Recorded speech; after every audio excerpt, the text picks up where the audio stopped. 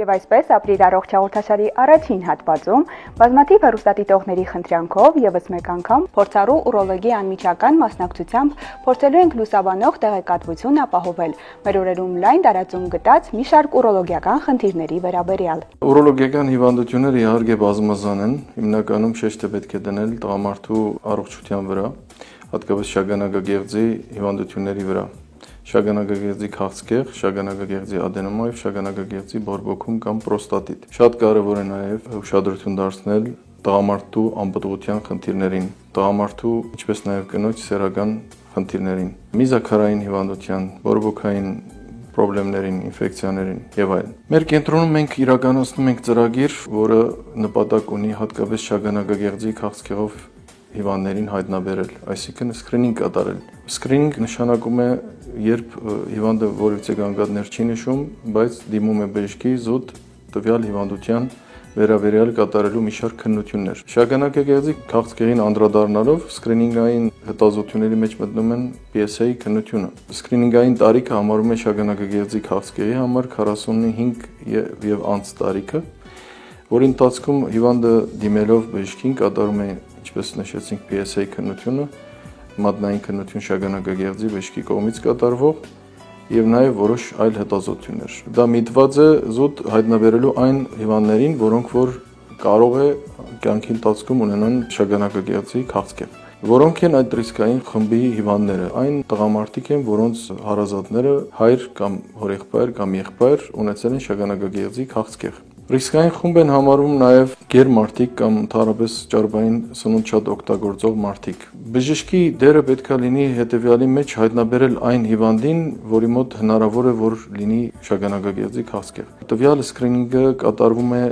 զուտ վաղ հայտնաբերման նպատակով, որպեսզի հետագա բուժումը լինի ավելի արդյունավետ։ Այսինքն կամ վիրահատական կամ ճարագայթային բժշկությունը լինի ավելի արդյունավետ։ Ինչու շագանակագեղձի քաղցկեղը բավականին դանդաղ աճ ունեցող հիվանդություն է եւ վաղ հայտնաբերումը մեծացնում է արդյունավետությունը բուժման, իսկ ուշ հայտնաբերման դեպքում իհարկե բարդությունները կլինեն ավելի շատ։ Եվ նաև շագանակագեղձի քաղցկեղը դա տղամարդկանց քաղցկեղի մեջ դա առաջի տեղն է զբաղեցնում, մահացելության ցուցանիշներով երկրորդն է։ Այսինքն հարկավոր է շատ մեծ ուշադրություն դարձնել։ Շագանակագեղձի ադենոման նույնպես դա մեծ խնդիր է տղամարդու համար, որը որ նույնպես 50 տարեկանից հետո է առաջանում եւ առաջացնում է միզարձակման խանգարումներ, հաճախամիզություն, դժվարամիզություն, ընդհատվող միզարձակություն, գիշերային հաճախամիզություն,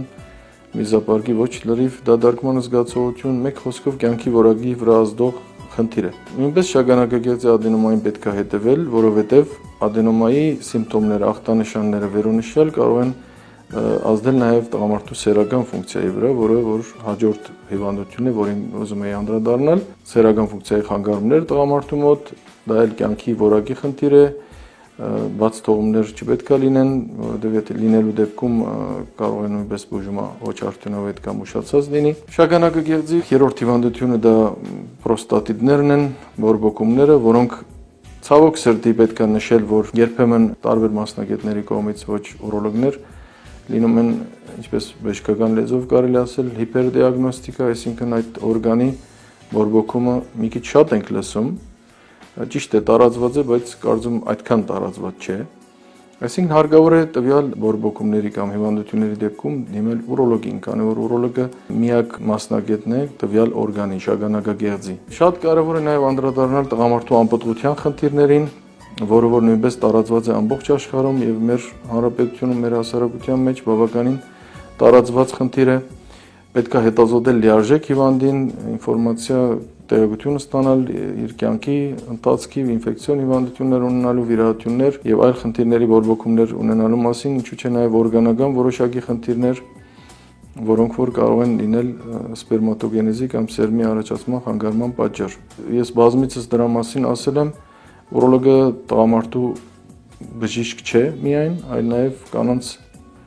Ինչու, որովհետև միզասեռական համագարքի խնդիրները նույնն են։ Այստեղ կարելի է անդրադառնալ նաև կանանց խնդիրներին, որոնց մեջ մտնում են ցիստիտները կամ միզուղիների ինֆեկցիաները, որոնք որ ավելի հաճախ հանդիպում են կանանց մոտ, եւ բուժել այդ ինֆեկցիաների ժամանակին, որպեսզի խնդիրներ չլինեն հետագա կյանքի ընթացքում, հատկապես խոսքը վերաբերվում է չբարտացած միզուղիների ինֆեկցիաների բուժմանը կամ անսիմպտոմ անախտանիշ բակտերիորիաների, այսինքն ինֆեկցիայի առկայության մեզի մեջ, հատկապես նոր ամուսնացած աղջիկներին, որոնց խորհուրդ է տրվում անպայման կատարել որոշակի քննություններ եւ անմիջապես չպլանավորել հղիությունը, այլև վստահ լինել, որ միզուղիներում բորբոքում կամ ինֆեկցիա չկա, նոր պլանավորել։ Կանխելու համար հղիության ընթացքում որոշ բարդություններ, հատկապես խոսքը վերաբերում է սուր պիրոնեֆրիտի կամ